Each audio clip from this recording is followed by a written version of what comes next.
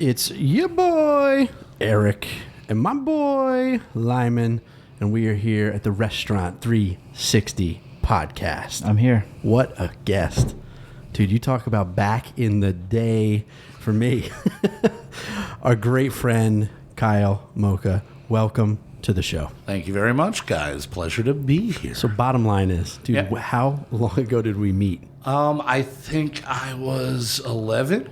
I think 1997. You were playing Artful Dodger and Oliver. Yes, and that was that with Northeast? That was, right there on King Street. Northeast Theatrical Alliance? Yeah, Northeastern. What was her name? Sue Raisley. Sue Raisley. Yeah. Sue? Do you have any idea where Sue Raisley is? I don't, but I drive by that building every single day. It's right down the road from the Cinder. Right down from the Cinder. And I hope it's still a dance studio in there. What a memory, dude. It's such That's crazy. a good spot.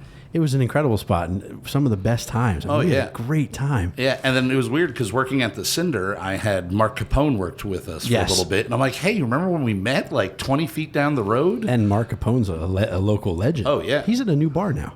It's the Goal Line is now going to be called the Wander Inn. Very cool. So new owner, operator, and everything there. But yeah, he's back slinging drinks again. Slinging, not because he was doing slinging drinks. He was doing photography. Oh, he does everything. Yeah, he does photography, film. Man of all hats. Again, like us, psychotic and can't stop. Just keeps going and going and going. So if I were to introduce you to the crew here, so you bartend at Cinder Inn. Yes, I do. Yep. Perfect. Are you there specific days or kind of? Yeah, I'm there Friday and Saturday day shift, and then Sunday and Monday nights. Oh, I love it. Classic Friday, Saturday day shift. That's when I like to drink. It's honestly my favorite shifts to work because those are, again, if I wasn't working, that would be when I was drinking. Exactly. So it's like, it's my ilk right there. Yeah. You're already there anyway. Oh, yeah. Oh, wow. Wow, buddy. You're live. Can you hear me? Lyman's very live there. Jeez. He gets. He sort of jumped right at. Well, I'm not in control of the mic. Well, so sometimes Lyman can be very calm, but like we just filmed a podcast the other day. It was very vibrant. You're usually very chill because I don't change your level. Okay. Thank you. How do I feel now? Hopefully, I'm getting paid way extra because I'm also the technician. You're the tech. So when you're not bartending, Yeah. obviously then you go into your passions. Yeah. Talk a little bit about the craziness that you do. Well, I'm one of three guys that is the Houseboat crew, as we call it. Our YouTube channel's Houseboat, our website, houseboat.live. We collectively pretty much do anything that we have an interest in, like we just started jumping in it started about 6 years ago. We did a podcast, a very short run, 6-episode podcast called Kyle Moucha Won't Shut Up. That it was a bad, good idea where I was like, I'm going to take two bands and dive into their entire discography every single episode and talk about both of the bands. And drinking. Right? And drinking, yeah. And so that lasted 6 episodes because I think we did like just the combination of bands. We did like Green Day versus, what's that? Oh, God, I'm going to always forget their name. But we did a lot of bands. And it was like all of a sudden I'm listening to 20 albums a week and I'm like, I hate music.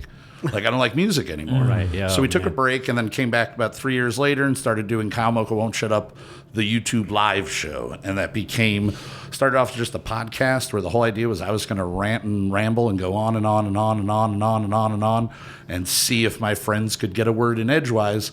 And then the three of us, my buddy Justin Olampato, who we're all come from the career of the restaurant life. He runs all the tech side of everything for us. And then Zach Storman, who is the musical genius behind everything we do. We started to write songs for the episodes as like our, like each week we would do a different theme song. We pick a different style, we do that theme, and it would be on the opening of the show. And then that moved to us doing, okay, how about we just write a whole song every single week? And why not, right? Yeah. Sure. So in 5 hours, we would come up with an idea, record it, mix it, master it, and put it out that night and never look back. And then one day someone's like, you guys should do a live show again. And we're like, oh, yeah, we should do it like a live band performance. And they're like, yeah. And I'm like, I don't know any of those songs. Like, I wrote the lyrics and sang them, and then we walked away. Here and gone. Yeah. Oh, yeah. So we spent three and a half years doing that weekly. Every Tuesday we did it. We would get together at like 4 or 5 o'clock. We'd be live at 9. Sometimes Zach would be a half hour late because he was still recording guitar solos in the background of the show. But we had a lot of fun with it. But then it became the only thing we were doing. And working in this industry, you know, midweek days off and everything, we were like, okay, how can we utilize this a little bit better? So now we do a once every 2-month live show, and that we use as a hub to release all of the other content that we've been filming in the meantime. So we did the short film, and then we did the trailer for that. We actually started doing a Dungeons and Dragons podcast that I'm actually leaving here to go record an episode of after this. That's called Not Safe for Dungeons and Dragons, NSF D&D. It's a raucous rock and roll, sex, drugs, and rock and roll. All very heavy metal themes. Zach's a huge heavy metal fan, huge hair metal. Are we going after sex, drugs, and rock and roll? I think I'll be there with you. Where we go? Oh, you had me at D&D. No. Yeah, put all of them together, right? Put it all together. Yeah. It's and our band specifically, we go by Houseboat for the YouTube stuff, but our band is called Brunch, and the idea of just we do everything, you know. So we started doing that.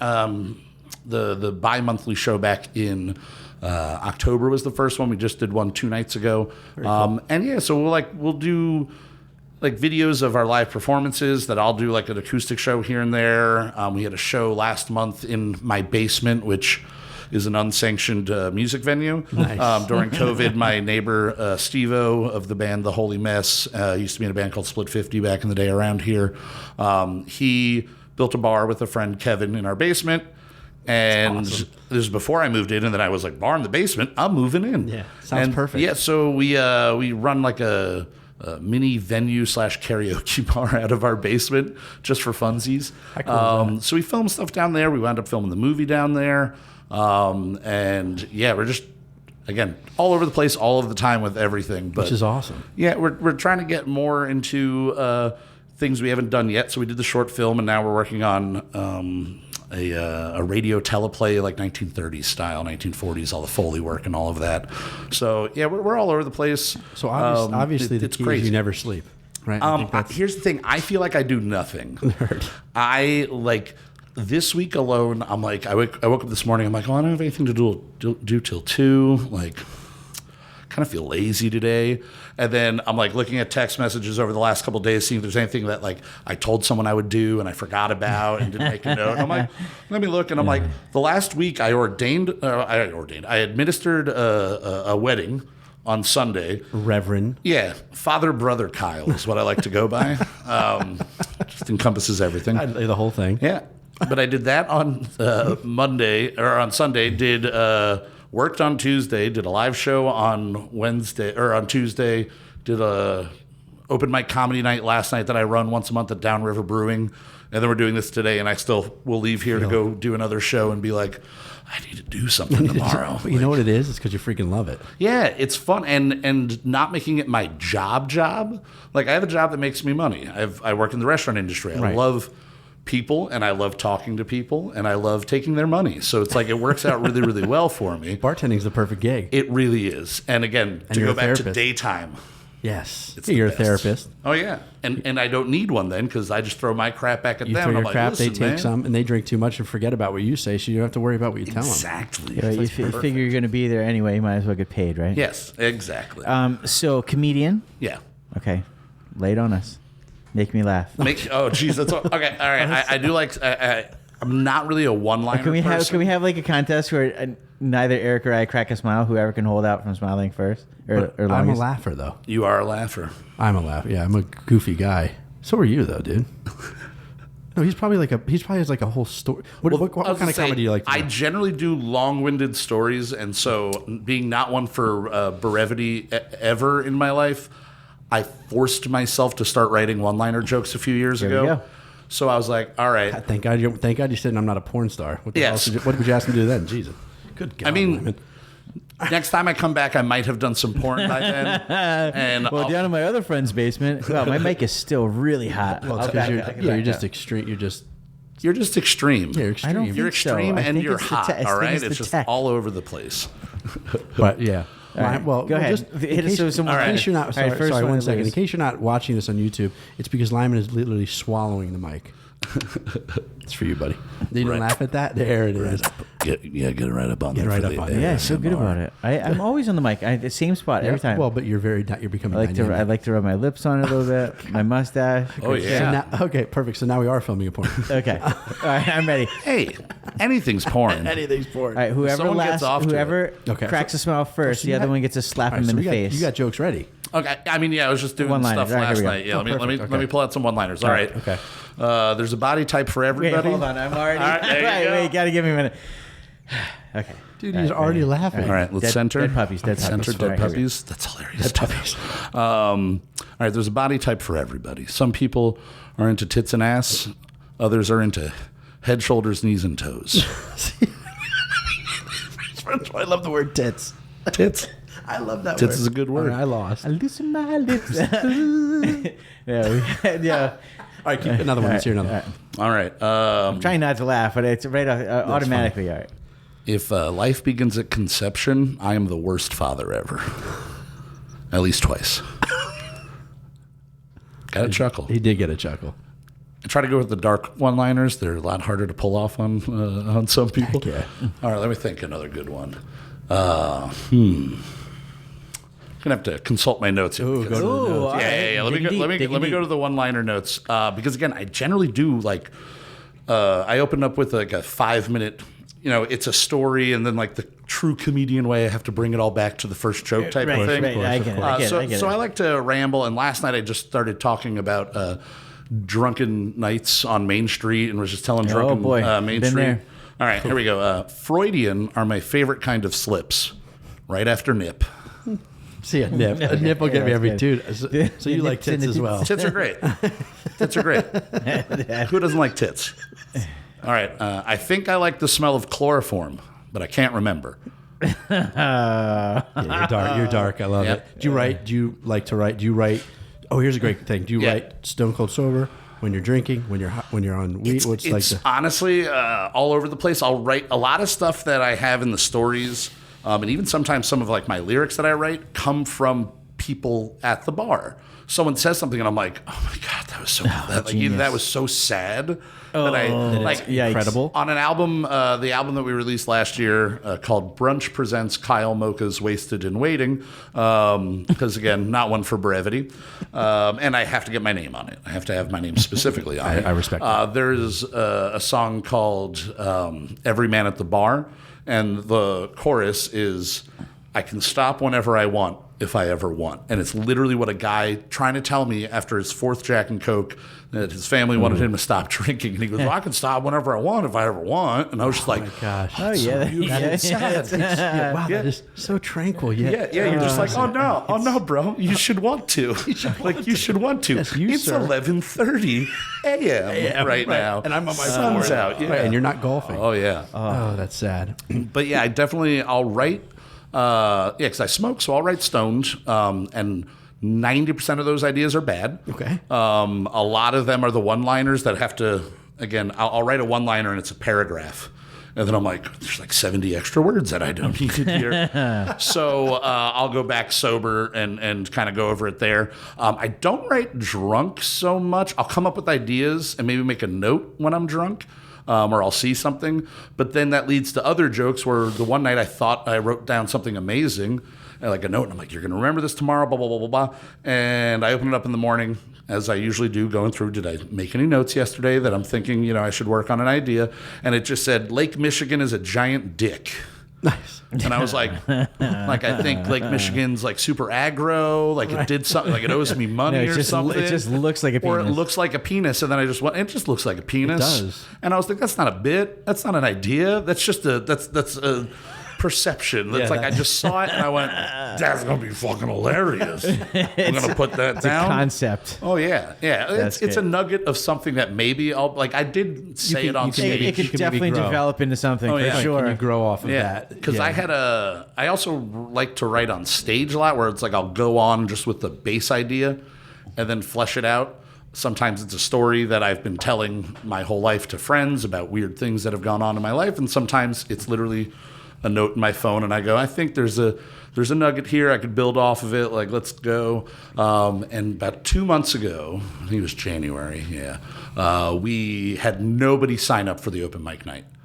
And I, as you come from stage performing, The theater. the show must go on. Oh, yes, it may. And you And can't must. start and stop a comedy show. You have to keep the momentum going. So I'm like, all right, I'll go up. And I got a solid 20 I can do. Like, I've done a good 20, opened up for some people with the 20 minutes, a little bit of crowd work here and there, blah, blah, blah. We'll be fine. By the time I'm done with this 20 minutes, somebody will have signed up. Right. Nobody signed up, and about half the room had left at that point just because they were having dinner and they didn't know what open mic night was going on. And they're just like, oh, he's saying herpes a lot right now. Kids, get your stuff. Get your stuff. Let's move along. And let's go. So I did an hour and 15 minutes straight. Oh, wow. Which is like, you get paid like $10,000 to do an hour and 15 minutes Yes, straight, right? yes. Like, that's And then money. if you get on Netflix, it's like 30 million. Yeah, exactly. I got 125 Nice. to do 125 minutes. Almost $1 a minute. Yeah, $1 a minute. Hey, can I take? This is way off track here. Can I take 3 minutes to tell my one go-to joke? Yes. And if you Please. love it, Oh, heck yeah, dude. you can use it. All right. All right. Okay. All right, here it is. This is a joke about Panchobia.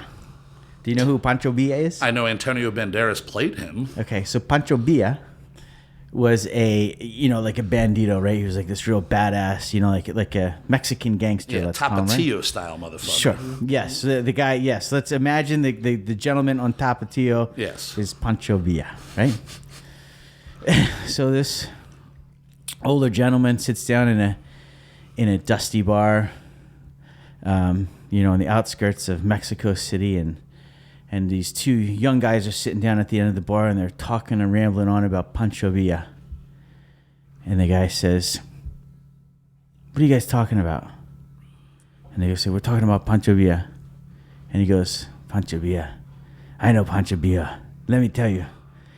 And they go, "You don't know him." And he says, "Yes, I do. Let me tell you my story."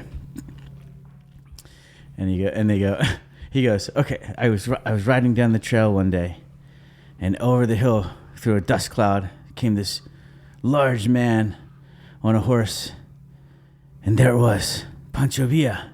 And I was scared. I didn't know what to do. And he pulled out his pearl-handled pistol, and he said, 'You, get off your horse.' And he pointed the pistol at me. And he said, now at this point I knew he was just messing with me because he's Panchobia. He said, 'You, take off your pants.' What was I going to do? He had a pearl-handled pistol pointed in my face, so I took off my pants. And he said, 'Now, I want you to take a shit.' I mean, I didn't really have a choice, so I took a shit." He's telling these kids at the end of the bar, right? He said, "Now, I want you to take that shit, and I want you to eat it."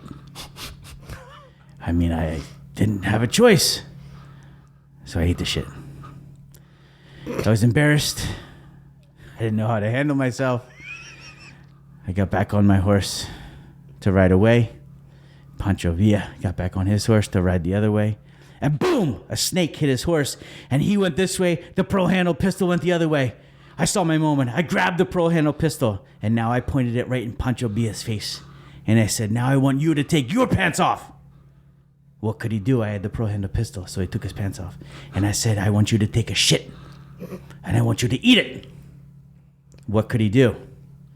I had the pistol in my hand, so he took his shit and he ate it. Now, friends, you ask me if I know Panchobia? Hell, I had lunch with him. See, one of my favorite things in the world is, the punchline. People think the punchline has to be worth the journey, and it should be most of the times. But if you can make that journey really, really, really, really, really long for the smallest, most obvious payout, like it is. Norm Macdonald was the king of that. Oh, his moth rest joke. in peace. Like, if you ever heard the moth Yes, I joke have. where it's a moth goes into a podiatrist's office and goes on and on and on about how he doesn't even feel like a moth anymore and all these like terrible. And he goes on for about 5 minutes on Conan telling the story, Yep. making up names, forgetting the names he made up, like, all this stuff like my son, Grigaro Grigrenovich. And at the end of it, the podiatrist is like, "Well, you've got a lot of problems. You could probably see a therapist. Why did you come in here? And he goes, oh, the light was on. But it's like 5 minutes for just a joke book joke. Right, and this is, listen, I haven't told the joke. When I was in practice with a joke, I mean, there's a lot more accent. There's a little more embellishment. I'm usually, I was always half in the bag telling it. Yeah. I was standing up, a lot of action. Oh, I've definitely. But I feel good about that joke. That was good. It's a good one. It is exactly that. It's a journey, and the end is, you ask me if I know Panchobia. Hell, I had lunch with them. What's funny though is I've heard the joke now for years, and I've seen it performed in many different some real performances, and it can get 6. Oh, yeah. He can get it to 6-7 minutes in his jacking diet days or his Long Island iced tea days. Oh, yeah. No longer has many of those, but it was worth it. I was like, oh my god, this joke. Everybody settle in. Especially when when you're like going, oh, he's already gotten me with this. Yeah. And then the next person is the victim, and they're like, "Oh my god, I can't wait!" And now my kid parent, my son's go-to joke now is, what do you call a dog with no hind legs and steel balls? What? Sparky. That's his go-to. I let him get that. I let him have that one. But I think that's another aspect of the wonderfulness of the bar world is bad bar jokes. Oh. The amount, and once you get 1 or 2 people going, everybody in the room is like, "Oh, crap! I got to remember that joke because it's going to come. It's going to be my turn." I have a joke down the line that I like to tell that is not an original in any way. It's a joke that I heard from, I think Dan Harmon, who did Community and Rick and Morty and everything. He had a podcast for years and years and years, and I believe I heard it on there. But it's the welder's mask joke. And it's the joke that I use to decide whether or not someone's a terrible person. And if I'm going to be friends with them then if they're a terrible person. Right. So it's a little boy's about 2 or 3 miles outside of town, small dirt road. Just walking, he comes across a welder's mask. He picks it up, puts it on, flip it up, flip it down, having fun with it. Keeps walking. A truck driver comes by in a truck, and he goes, hey, kid, you need a ride? And the kid's just like, yeah, sure. It's hot. I'll take the ride. He gets in the truck. Truck driver looks at the kid and goes, hey, kid, you know what a massage is? And he's like, what? He goes, a massage. And the kid's like, nope. Goes back to playing with the mask. Mile or so down the road, the guy's like, hey, kid, do you know what fellatio is? The kid flips up the mask, looks at him and goes, nope. Goes back playing with the mask and everything. And the truck driver, obvious with his intents now, is just like, okay. Hey, kid, do you know what a pedophile is? The kid flips up the mask and goes, I got to tell you, mister, I'm not really a welder.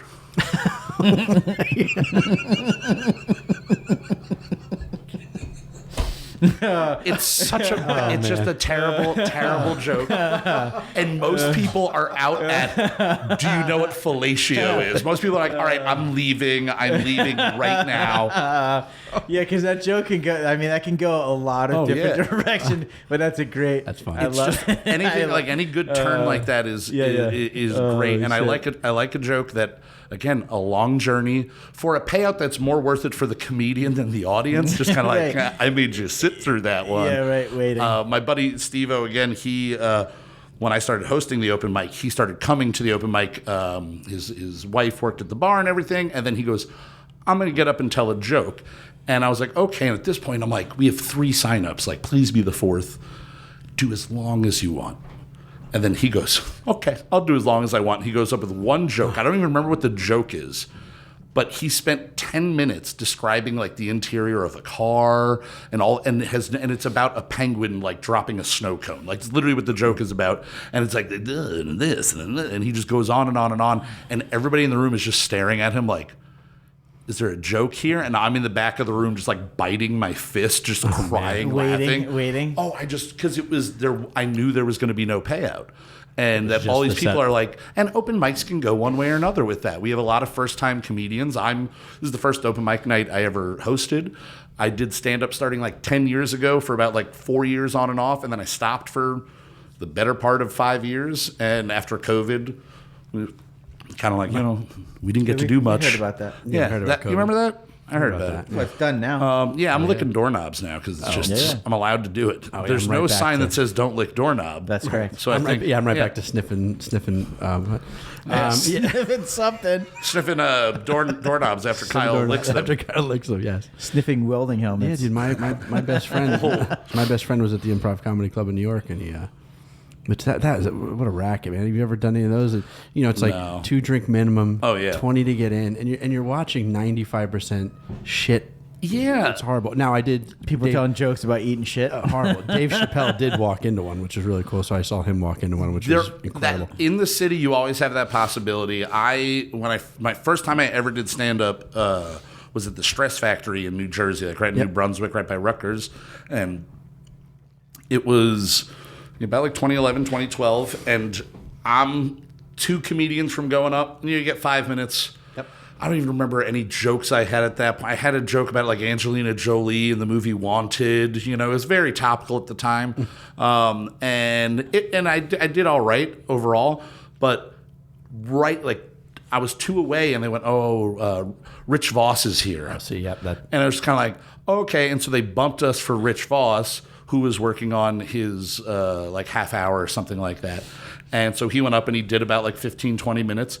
And luckily it was Rich Voss, and it wasn't that good of a set because it didn't make. And then immediately the guy goes up, does the classic joke that you feel like you have to, like, did Rich Voss just open for me? Whoa. And then that guy bombed because he opened with that. And so I was the next one up, and I went, all right, we got a little bit.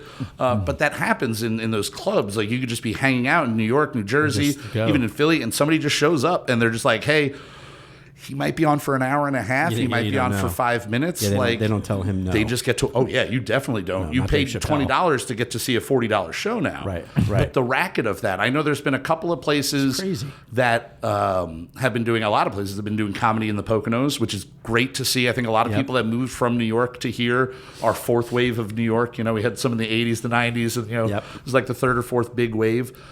When that wave happens, it comes with their culture too. Like, you get their food. Like, that's why in the 80s, all of a sudden, shitloads of really good pizza places start popping up. You get bagels and everything. Yep. I'm sure you had like a handful in the 70s, but the 80s and 90s brought that. So now I'm like, well, maybe this wave brings some art. Right. And that's something that's great. We're close enough to the city. We've always been a good spot. It's always been the vacation and honeymoon capital of the world back in the day. So I'm like, okay, seeing all these things pop up.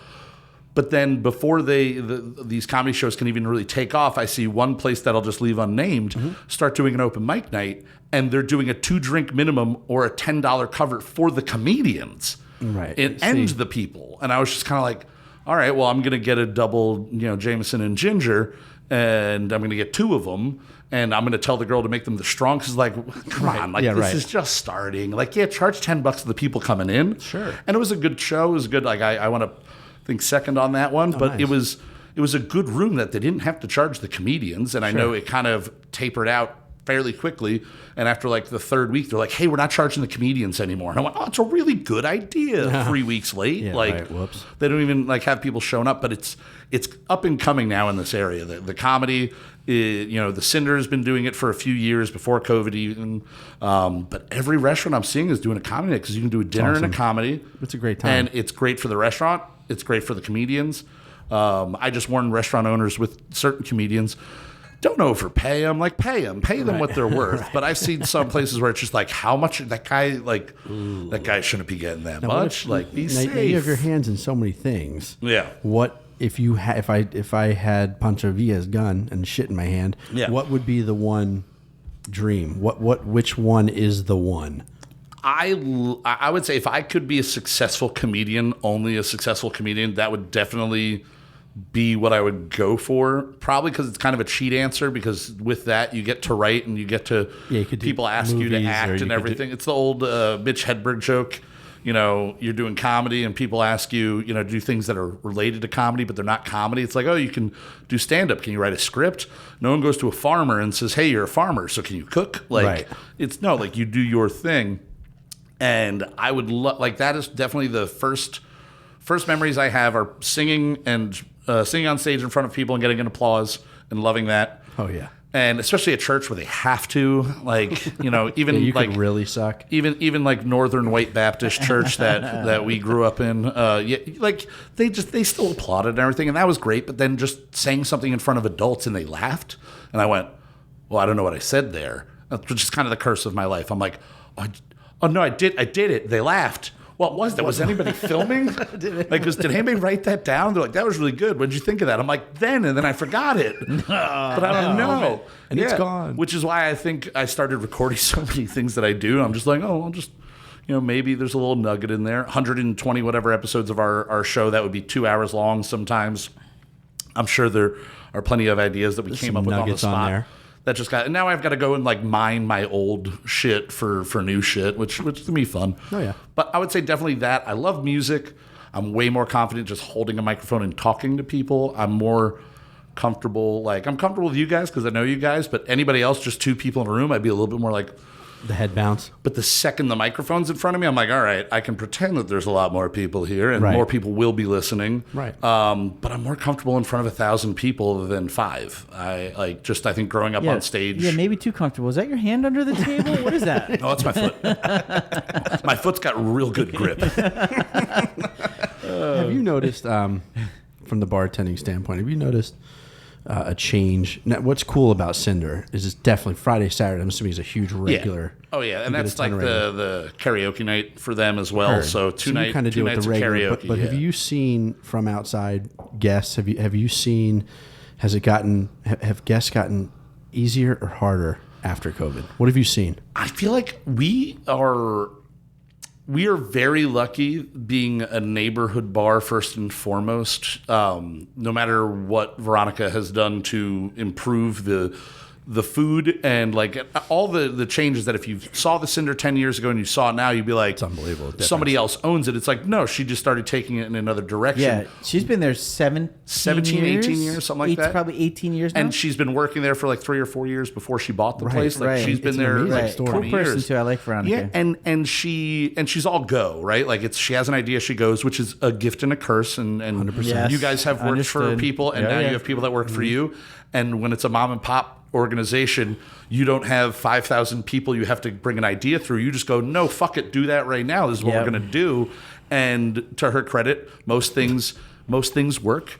And then some don't. Yeah, and some like the bubbles, the domes outside. When we had COVID first start, she put these geodesic domes, and there's dining in there. And I looked at somebody, it might have even been her, and I just went, I'm going to be buying a plastic bubble in 3 months because this isn't going to work. Yeah, they're still there, and they've added 3 years later. We have 4 of them now. 2 more. We're going to be scaling back on that a little bit. That's what I saw. She said because it's less necessary now. Well, I think it also limits your space. Yeah, and before it expanded the limited space you had was expanded. Yeah. Now it's limiting the space that you have. And because I think in the summer they're really hot. Yes, it's literally a greenhouse. So that's what's tough. So we put tents over them and everything, but you can only. So I would always tell people in the summer, like nighttime dining, like after 8, great. Right, but a game change during COVID. And it worked. Literally half the reason some of those weeks that any of us made money were just because of those domes.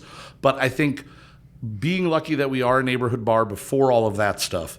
When COVID kind of started, like after the 3 months of shutdown, and then that back and forth of you can, you can't, you can do this, you can't do that, you can sit inside, you can't be inside, you can be by the bar but not touching the bar, you can drink. You can't serve when you eat. over the bar, but I can walk it around to you on the other side, like all those weird things. Right.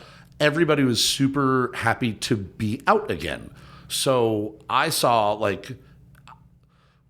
honestly, we did pretty damn good like that year following because we had all those people that were stuck at home that came back. So I think that they're, as far as the regulars and like the return customers, everybody was happier or just the same. You have a big fan base over there. All right, here we go. I got it. Wait, I want to hear the rest of his answer. Oh, no. But I mean, outside people that like have started to come in, it's a different flavor of human.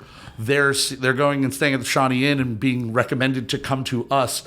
And they show up and they don't realize that we're a 5-star dive bar, right? Right. We are a neighborhood local bar. 5-star dive bar. I love that. I'm stealing that from Strunkies that used to be on Crystal Street. That was their slogan. That. But it is literally that's what it was. It was a 5-star dive bar. That's great. It used to be Shorties and then it became Strunkies and now it's Derailed. Oh, heard. But before it was Derailed, it was 5-star dive bar. It's brilliant. And that is exactly what Cinder is. Yeah. And it's just... adds that differentness and just a difference to the clientele. So it's like I still have the 13 Cunnerman sitting at the fucking bar, bitching that we don't have Busch Light or Shorty Coors Light cans anymore. And we're just like, we got to make room for wine because that lady over there wants to spend $9 on a glass of wine. Exactly. Like, we got to get our sales in there. Speaking of stars, Exactly. Oh, yes. this is my new thing here on the here we go. podcast. We're going to the first 1-star review we got here for the Cinder Inn. Ooh. And I love Veronica's great. I just think Veronica's a cool person, and I love her response here. Okay, here we go. Ready? Yeah, let's do it. This is a do week any ago. of them mention Kyle? No, I was hoping I didn't dive give him a that. fake I name. didn't deep dive the that. last But podcast we did, the first one on it, mentioned specifically named. It was awesome. Andrew's the worst manager screamed ever. at me. Horrible manager. People really have a lot of fun with their complaints, dude. don't they? All right, here we go, ready? Jeez. The worst experience at a bar I have ever had. 1, 2. That's a little small for me. 1, 2. It looks like Getting about old. 7 exclamation points. Okay. Nice. Maybe Okay. 6. My girlfriend's friend ordered her a drink, causing a little confusion. Instead of being adults and getting to the bottom of the confusion, the ignorant manager threw the money at me. I'm sure she's put it on the bar. She nicely put it on 3 the bar. exclamation points. She might have thrown it. Literally threw my money at me. Another 3 exclamation points. Couldn't get more ignorant. Another 3 exclamation points. That's how you treat people paying good money all night? Question mark. And 3 more exclamation points. She should be fired or she's not the owner. Don't take your business here. They don't deserve it. I would give 0 stars if it was possible. I love that one. That's my favorite. Here's a response from the owner, which is, this is great. Brilliant. I'm sorry you feel the way you do. She is not the owner or manager. What she is a hardworking person. I stand behind my staff 100%. Your girlfriend cannot determine the price she wants to pay for a drink or treat my staff poorly and not expect to get kicked out. I hope you both learn from this experience. I love it. But I love the whole point. Kill them with kindness is the best approach. Well, and the best part is, right, when you walk into a bar, have you ever said to the bartender, this is $1.50 Miller Lite? Yeah. Oh, yeah. Let's haggle. Let's haggle with them, right? Wait a second. I will say, I don't know if it's specifically that one, And then but it's 5, 5, 5, 5. there was... yeah. They're such highly Yeah. rated. You're like over 4.5 stars But it's on not Google. at all fun. That's huge. It's not fun when people are like, Kyle's great. Yeah. Dad, I want to hear That was you know. Yeah, but nobody I cares about specifically remember one of the 1-star reviews, and it might have been that one. But the lady ordered... she ordered a double and was bitching about the cost of the double, and then somebody else... I really feel like it was that lady. That's great. Ordered what we have, a very berry sangria, right? Sounds great. It's Merlot, raspberry liqueur, blackberry brandy, and then you top it off with club soda or Sprite. And the woman didn't know that it was going to be club soda or Sprite, and I guess the girl might not have given her an option. And she filled it with one and just started flipping out about it. And it was... Instead of just saying, hey... just starts going say off. something polite. And like Eric said the other day, we're in the business to make people happy and have a good time and experience. We'll change it for you. I got no problem with that. Yeah, but if you people think approach you're out me to, like, with a knife in your hand, I'm going to defend myself Yeah, like you like- have a knife in Yes, your and we hand. instantly hate you. Yeah. No, And I'll be honest. I'm struggling to find any more 1-star reviews here. I'm back. Oh, dude. Here's the next one. We'll see if it's worth. I hope it's okay. There are a few that are classics to me that like we have discussed as you do. You get a 1-star review, and it's like, okay, what happened here? So she can appropriately respond and everything. Right. And sometimes you just don't respond because you're like, well, it's not worth it with that person. We've had ones that were so... There was one woman who we had a seafood night, and we had at the time, because it was outside, instead of caddies, we had little like plastic, like the big pencil boxes, almost like a little tote. To put everything in, it was clear so you could see it was that. It had napkins, it had salt and pepper, it had ketchup. But it was so the shit doesn't blow away, right?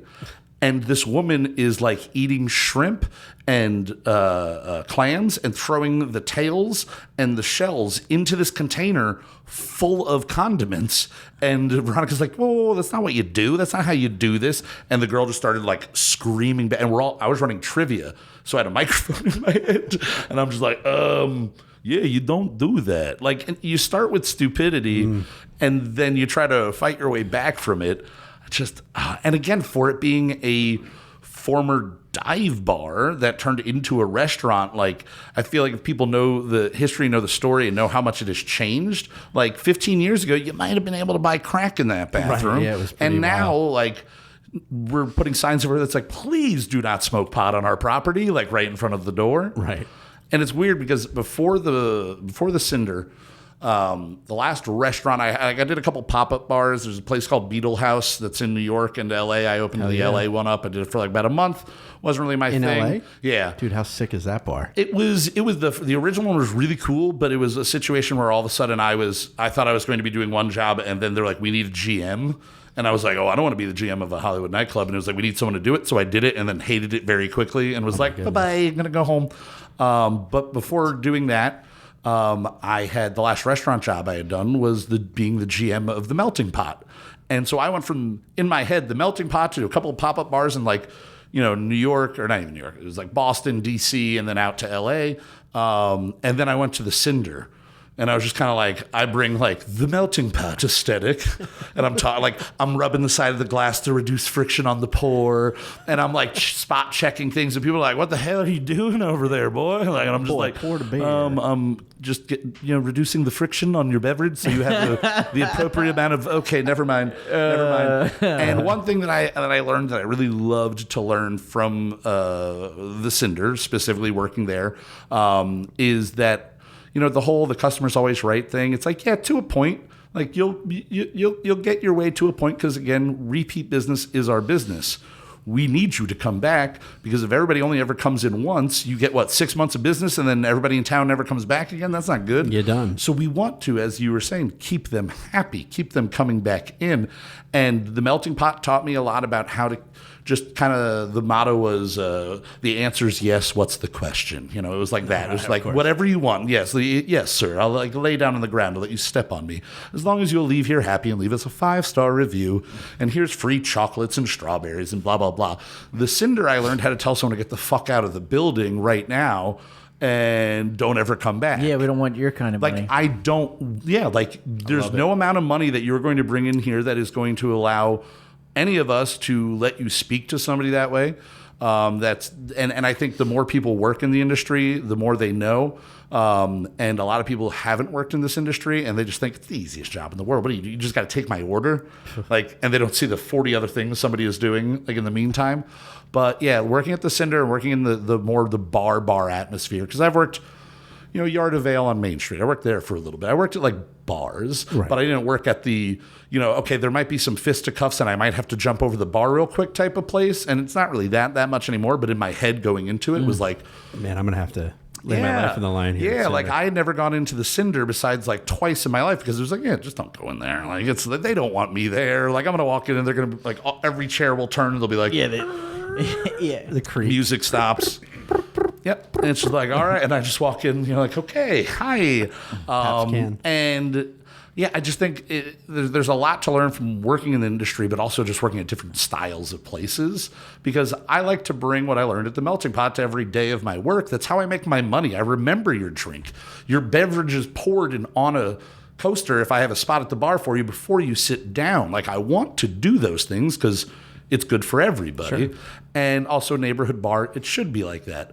But again, I want to be able to tell a person, even if they've been coming in every day for 20 years, no, you don't get every single thing you want. You don't get to say it the way you want it. You don't get to treat people. Stop calling her sweetie. She doesn't want to smile right now, that type of thing. And we're able to do that there. And it's one of the more comfortable positions I found myself in as a bartender, because I'm just like, oh, cool, I can do everything right, but then I can turn around and tell you to go fuck yourself and get out of my restaurant. Yeah, so the customer's always right as long as they're polite and respectful, and then you can get whatever you...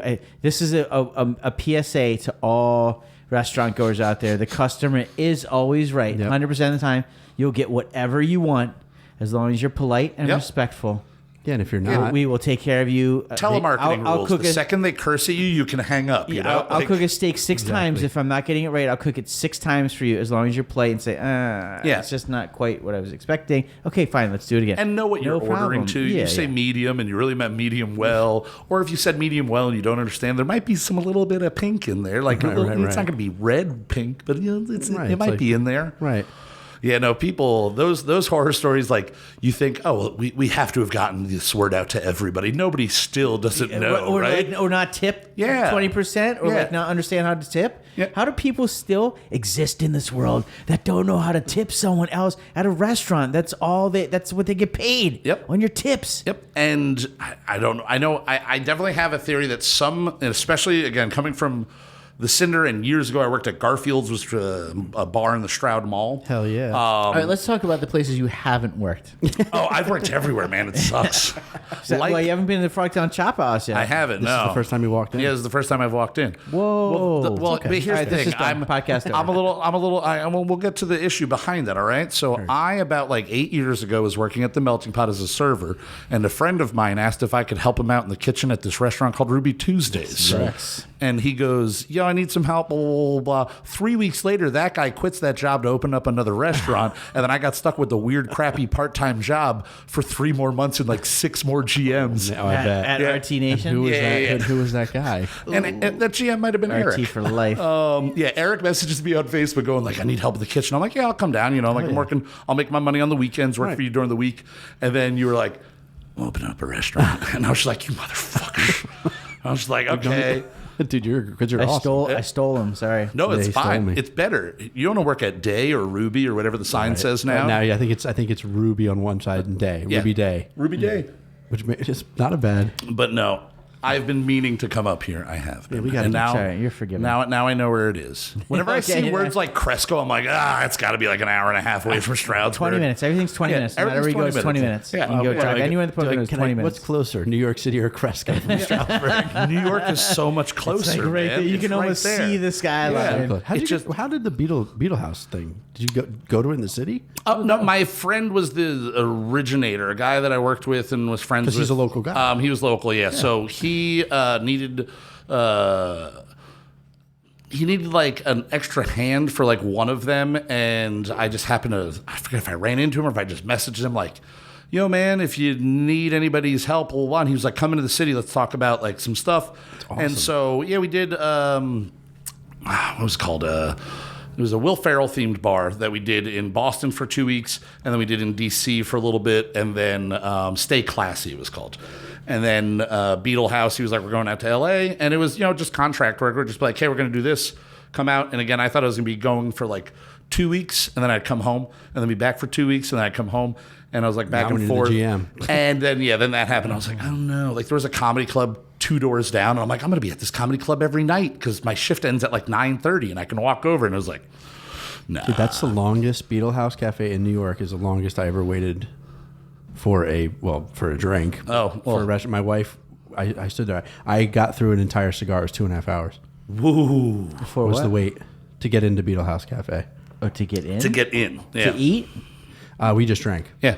But I mean, Why? it's pretty wild. I mean, it's a Why? 900 square foot room, including the kitchen. Yeah, it's- at least the old one. I don't know if they yeah. moved in New York. Same But space, why? same space. Why would you wait? I don't Because understand. it's The allure the to it. only place. Like I'll give all the credit I will give to that gentleman is pretty much you have really good ideas and you execute them. Yeah, I mean, it was wild. It was out of control, dude. Yeah.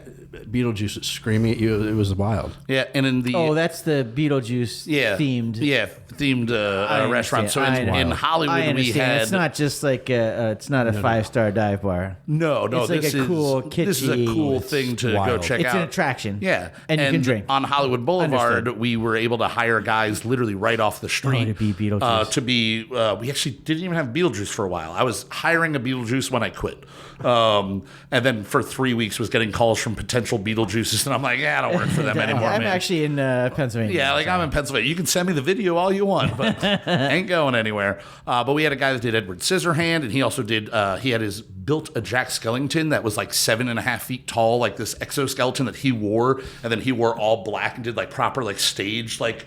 It was insane. Boy, speaking of Johnny Depp, Wild. Oh yeah. Jay Depp. Hey, I opened with it last night because I was like, it's gonna come up, right? Hell yeah. I will listen to Johnny Depp speak about anything for days, and this week I've been able to do that. It's amazing. He's such a good storyteller. Well, it's unbelievable. First of all, hilarious. that he's created Johnny Depp, the man, is a character. He has created himself own into character. It's unbelievable. Yes, he's I know. Yes, it's just and then Hunter calls and he's like, "Oh, I found this script, and we need to." And you're just like, That was a pretty good Johnny Depp. and then Hunter, and he's just like, it's amazing. Just he has such a voice, and I literally have been just going through the clips of. Well, and some of Just his all the comebacks. stories. Oh, dude, when they're asking him, like, is this headline here, say this? And he's like, yeah, that is correct. And they're like, is this, yes, that's still correct. Is this that, for the third time? Yes, you were reading correctly. Yes. like everyone's just looking around like, what the fuck kind of trial is this? And what I said last night at the open mic, I was like, it's not Amber Heard's fault that her face is that face, but she looks so, like, she just looks guilty, and she looks horrible, scary. Like she looks. We've all dated that girl. We've all been friends with one of those girls, and you're just like, oh, you're the girl that like accused the track coach of like looking at you in the shower or something like that. And it's like, nope, that didn't happen. He had to go. I mean, it would have ruined his career. He would have been buried forever. And he's going to win this. Oh, and he still will be tarnished for forever. Which sucks Because. Dude, is he a weird guy that loves to get all banged up? Yeah, but whatever. That's not a crime. Unfortunately, he said some. But who hasn't? Well, in the text messages, like between him and what's the Vision, Paul Bettany, where they're basically quoting Monty Python, like we should burn her and everything like that. Right, which is just it's like he's got dark, fucked up sense of humor. Yeah. And I mean, he was boys with Tim Burton for the last 30 years. And like Marilyn Manson. And Marilyn Manson. Did you do cocaine with Marilyn Manson? Yes, we did. Did you do pills? I'm not sure. Well, I might have given a pill that made him shut up. Like that moment where he was like, he was talking too much. That was. I don't want to listen to him talk anymore. Like, and I'm like, this guy's perfect. This is great. Like the happy hour. Yeah. It's always it's always happy hour somewhere. I mean, right? What a genius! This he's unbelievable. But that it is like, I usually don't get sucked into things like this. He's very entertaining to watch. He's so entertaining, and she's just stoically like scary, and like, and her lawyer is so outmanned by Johnny Depp. It's wild. Well, just Johnny Depp, not even Johnny Depp's lawyer. Right. Like their lawyers are sitting there, they're all like smiling, just kind of like. Well, I guess the good news for him is he doesn't really. It doesn't seem like he feels like he has anything to hide. No. You know what I mean? Oh, so God, he's no. not like, man, I don't remember saying that. Is that like, cocaine on the picture? Yes. I would believe it is. Is that a box that you have? It was a gift. Did you put cocaine? It looks like cocaine would fit in that box. Yes. I love it when he's like, but it would fall. It would fall out. Yeah.